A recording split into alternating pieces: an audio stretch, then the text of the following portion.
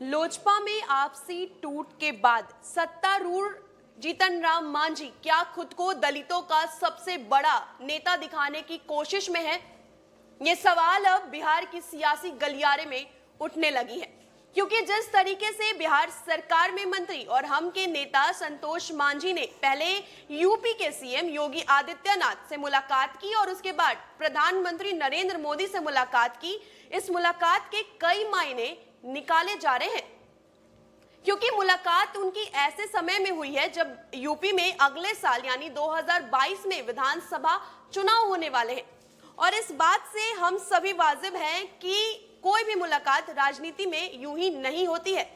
राजनीति में हर मुलाकात के कोई ना कोई मायने होते हैं। गौरतलब हो कि रामविलास पासवान के निधन के बाद एनडीए को कोई भी हिंदू पार्टी में दलितों का सर्वमान्य चेहरा नजर नहीं आ रहा है और इस वक्त लोजपा में भी आपसी मतभेद चल रहे हैं। इन परिस्थितियों में कुछ दिनों के अंतराल में भाजपा के दो बड़े नेताओं के साथ संतोष मांझी की मुलाकात का मतलब राजनीतिक विश्लेषक समझने लगे हैं। राजनीतिक विश्लेषकों की माने तो भाजपा को ऐसे चेहरे की जरूरत है जो दोनों राज्यों यानी बिहार और यूपी में समान रूप से असर डाल सके।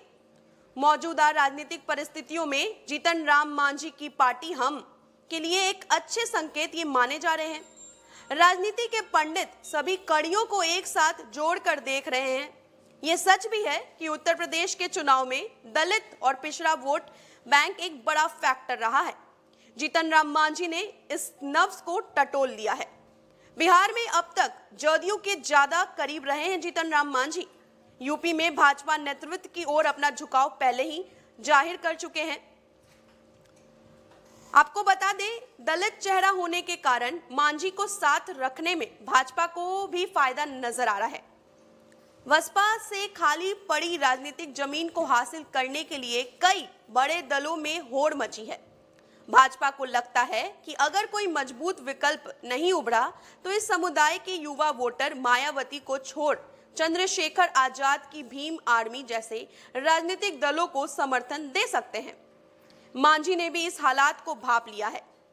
प्रधानमंत्री से मुलाकात में संतोष मांझी ने निजी क्षेत्र और प्रमोशन में आरक्षण की मांग रखी है।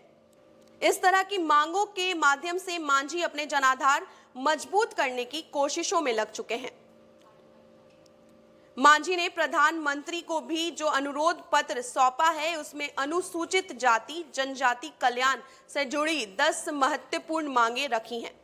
जाहिर सी बात है, मांझी की हम पार्टी राजनीतिक परिस्थितियों के हिसाब से फायदा उठाने में लग चुकी है।